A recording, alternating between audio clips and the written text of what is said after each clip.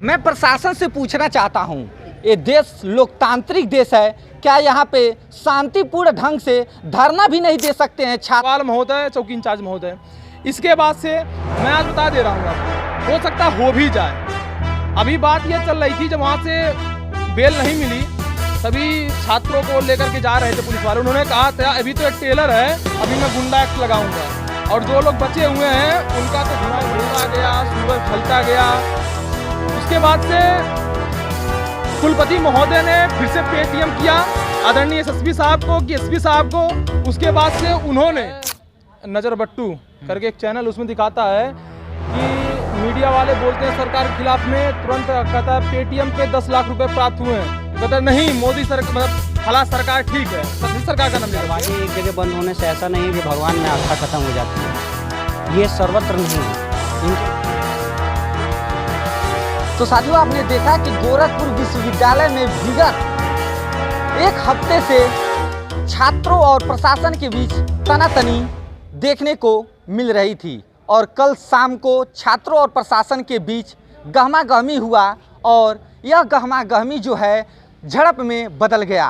छात्रों के बीच और प्रशासन के बीच हाथापाई भी हुआ। हमारे साथ छात्रों की पैरवी करने वाले एडवोकेट अंकित जी मौजूद हैं, जिनसे हम बात करेंगे आज क्या हुआ है कोर्ट में, क्या बहस हुई है, किसके पक्ष में फैसला गया है, वो सारी बातें आज हम एडवोकेट साहब से करेंगे।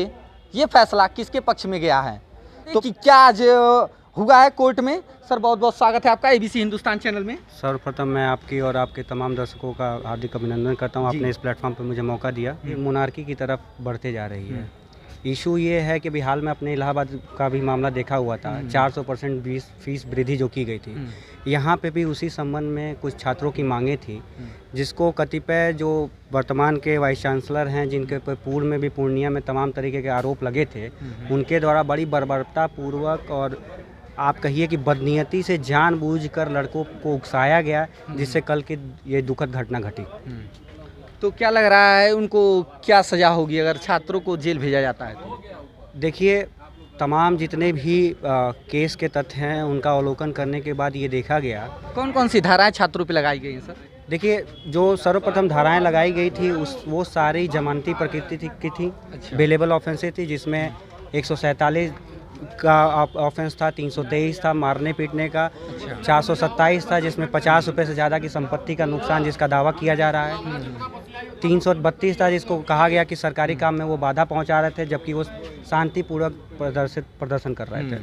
साथ में जब देखेंगे कि जब ऊपर से शासन का दबाव आया, या यूँ कहें कि जो चहेते ये वाइस चांसलर हैं, इनका जब दबाव आया तो इनको खुश करने के लिए, अपने आकाओं को खुश करने के लिए स्थानीय प्रशासन और पुलिस ने उसमें 332, 353, 308 और 3 सार्वजनिक संपत्ति अधिनियम की धारा बढ़ोतरी करके जानबूझकर सारे छात्रों को जेल भेजने का प्रयास किया गया। मैं प्रशासन से पूछना चाहता हूं, ये देश लोकतांत्रिक देश है, क्या यहाँ पे शांतिपूर्ण ढंग से धरना भी नहीं दे सकते हैं छात्र? क्या अपने हक की मांग भी नहीं कर सकते हैं छात्र? यही है तानाशाही जो देखने को मिल रही है गोरखपुर विश्वविद्यालय में। ये एबीवीपी छात्र के कार्यकर्ता थे, जिन्होंने छात्रों की आवाज़ बुलंद कर रहे थे। विश्वविद्यालय में तमाम समस्याएं थी, जिसको लेकर के ये विगत एक हफ्ते से धरना दे रहे थे, लेकिन इनकी एक भी नहीं सुनी गई और आखिरी में आकर इनके ऊपर लाठीचार्ज किया जाता है। बड़ी बात होगी। और आगे क्या रणनीति रहने वाली है सर आप लोगों की? देखिए, दरवाजे एक जगह बंद होने से ऐसा नहीं है कि भगवान में आस्था खत्म हो जाती है, ये सर्वत्र नहीं है। इनके ऊपर भी तमाम लोग हैं जो निश्चित ही हमारी बातों को सुनेंगे। आर्डर की जो प्रति है उसको प्राप्त होते ही हम लोग अवलोकन करेंगे, संबंधित से बातचीत के बाद तो होगी, और आने वाले दिनों में हम ये रणनीति तय करेंगे कि किस प्रकार से छात्रों के हितों की सुरक्षा की जा सके और भविष्य में इसकी पुनरावृत्ति न हो। इसलिए अगर हमको संबंधित मजिस्ट्रेट महोदय के आदेश के खिलाफ भी हमको जाना पड़ेगा तो हम लोग जाएंगे। तो यहाँ पे कुछ एबीवीपी के छात्र मौजूद हैं, जिनसे हम बात करेंगे। क्या नाम होगा भैया आपका? मेरा नाम शिवाजी है। साथ सरासर गलत हुआ है जिस प्रकार से कल कैंपस के अंदर पुलिसिया तांडव माननीय कुलपति महोदय द्वारा किया गया, यह पूर्ण रूप से उनके तानाशाही को दर्शाता है।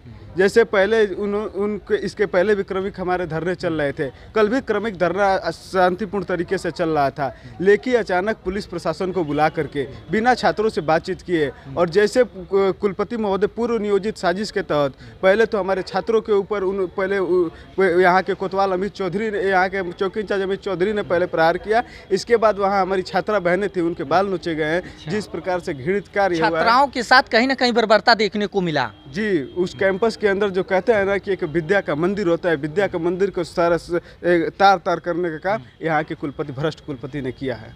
क्या नाम होगा सर आपका? मेरा नाम मारुति नंदन पाठक है। आज जो जजमेंट आया है कोर्ट का छात्रों को लेकर के, क्या कहना चाहेंगे उस पर? देखिए, आप लोग सोशल मीडिया से हैं, आपका न्यूज़ चैनल है जी, आप लोग देखते होंगे कि मीडिया को लेकर के ऐसा दिखाया था कि गोदी मीडिया कहते हैं ना, दिखाते उसमें वो कौन सा है, नज़र बट्टू करके एक चैनल, उसमें दिखाता है कि मीडिया वाले बोलते हैं सरकार के खिलाफ में, तुरंत कहता है पेटीएम पे 10 लाख रुपए प्राप्त हुए हैं, कहता है नहीं मोदी सरकार मतलब फला सरकार ठीक है, सभी सरकार का नाम लेकर के, गोदी सरकार ठीक है ये वो। उसी प्रकार से हमको लगता है कहीं ना कहीं माननीय जज साहब के पेटीएम पे 10 लाख रुपए प्राप्त हो गए और उसी के नाते उनका मुंह बंद हो गया। और कहीं ना कहीं कुलपति जी का यदि बर्ताव देखा जाए तो इतना शर्मसार करने वाला है कि 3 पूर्व कुलपति वो का जो बयान है, यदि आप उसको देखेंगे तो उनका कहना यही है कि विद्यार्थी शांतिपूर्ण ढंग से धरना प्रदर्शन कर रहे थे, उनकी बात कुलपति महोदय को सुननी चाहिए थी, लेकिन वहाँ पे उपस्थित सभी छात्राओं पे जिस प्रकार से चौकी इंचार्ज साहब जो विश्वविद्यालय के हैं अमित चौधरी साहब, वो अपना फाड़ करके वो वर्दी निकाल करके और जिस प्रकार से छात्राओं को पकड़ करके ढकेले हैं, वीडियो आप लोग देखिएगा, छात्रा नीचे दबी हुई थी, ऊपर चढ़े हुए थे, वो हट नहीं रहे थे। इस प्रकार का कुकृत्य एक प्रशासन नहीं कर सकता। और साथ ही साथ ये भी बता दें कि अभी तो सुबह से लेकर के ये हुआ कि शाम के टाइम कि मुकदमा नहीं लिखा जाएगा, समझौता हो जाएगा।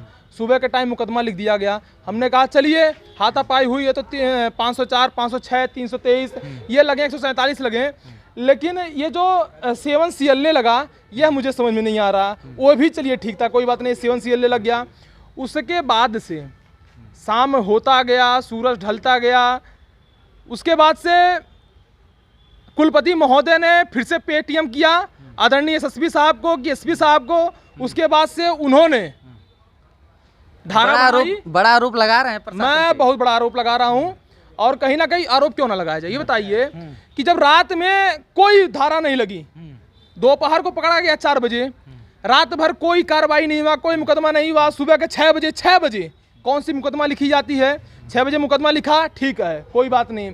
उसके बाद से जब 4 बजते हैं, ट्रायल वो क्या बोलते हैं, मेडिकल कराने के लिए प्राइवेट जगह पे ले जाते हैं, हॉस्पिटल पे नहीं ले जाते हैं, ना सरकारी किसी बिल्डिंग में ले जाते हैं, प्राइवेट जगह पे जाकर के मेडिकल कराते हैं। उसके बाद से 308, 353 और क्या बोलते हैं 332, ये 3 धारा बढ़ा करके वह क्या सिद्ध करना चाहते हैं। वहाँ पे 200 की संख्या में पुलिस थी, पुलिस बल तैनात थी। वहाँ पे अटेम्प्ट टू मर्डर कैसे हो सकता है, ये जरा बतावें हमको SSP महोदय, SP महोदय, CO महोदय और कोतवाल महोदय, चौकी इंचार्ज महोदय। इसके बाद से मैं आज बता दे रहा हूँ आपको, हो सकता हो भी जाए। अभी बात ये चल रही थी, जब वहाँ से बेल नहीं मिली, सभी छात्रों को लेकर के जा रहे थे पुलिस वाले, उन्होंने कहा था अभी तो एक टेलर है, अभी मैं गुंडा एक्ट लगाऊंगा। अच्छा। और जो लोग बचे हुए हैं उनका तो धुनाई बढ़िया से करूंगा, जेल में ले चल रहा हूँ और वहाँ पर मैं बढ़िया से इनकी कुटाई करूंगा। यदि ऐसा होता है तो मैं आपके चैनल के माध्यम से कहता हूँ कि यहाँ पे फिर छात्र संगठन की बाध्यता नहीं रहेगी। यहाँ पे हम छात्र बन जाएंगे और छात्र जैसे JP नारायण आंदोलन हुआ था कि सत्ताधीशों का सत्ता पलट दिया जाता है, ऐसा ही कुछ उग्र आंदोलन होगा। और सत्ता के मत में चूर जो बैठे हुए हैं वो यह ना भूलें कि छात्र शक्ति राष्ट्र शक्ति। बस, धन्यवाद। तो आपने देखा कि छात्रों के साथ जो बर्बरता हुई उससे लेकर के छात्र काफ़ी आक्रोशित हैं। और अधिवक्ता जी से थोड़ा सा और हम जान लेते हैं कि 7 CLA है क्या, आखिर ये कौन सी धारा है जो छात्रों पे लगाई गई है।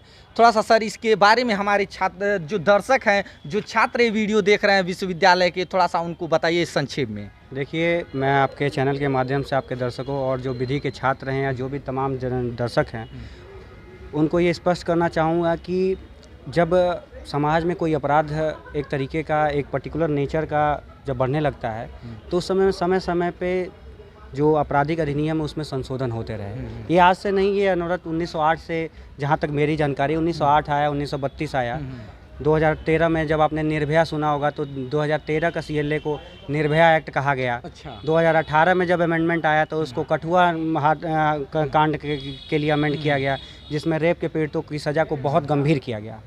अब समस्या ये है कि क्या कल का जो ये घटना था, क्या ये 7 CLA एक्ट की परिधि में आता है? तो मैं आपके दर्शकों को बताना चाहूँगा कि बिल्कुल नहीं। हमारी आपत्ति ही माननीय मजिस्ट्रेट महोदय के सामने ये थी कि 7 CLA के जो प्राविधान हैं वो स्पष्ट रूप से कहते हैं कि 7 CLA तभी लग पाएगा जब उसमें वादी स्वयं पुलिस, वो भी इंस्पेक्टर रैंक का आदमी हो। अच्छा। लेकिन यहाँ पे वादी कौन है?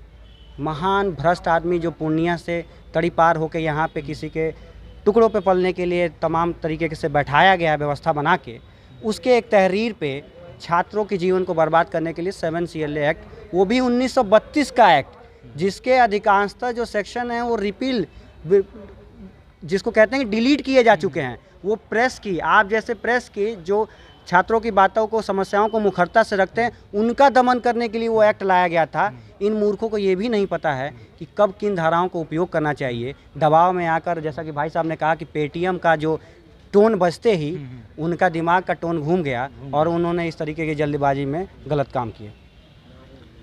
तो देखा आपने कि छात्रों का कहीं ना कहीं क्रोध जो है वो जायज़ है। मैंने अधिवक्ता और छात्रों से, दोनों से बातचीत करने की प्रयास किया। आप क्या सोचते हैं गोरखपुर विश्वविद्यालय के बारे में, गोरखपुर के प्रशासन के बारे में? हमें कमेंट करके ज़रूर बताइएगा। फिर मिलेंगे नेक्स्ट वीडियो में, तब तक के लिए जय हिंद।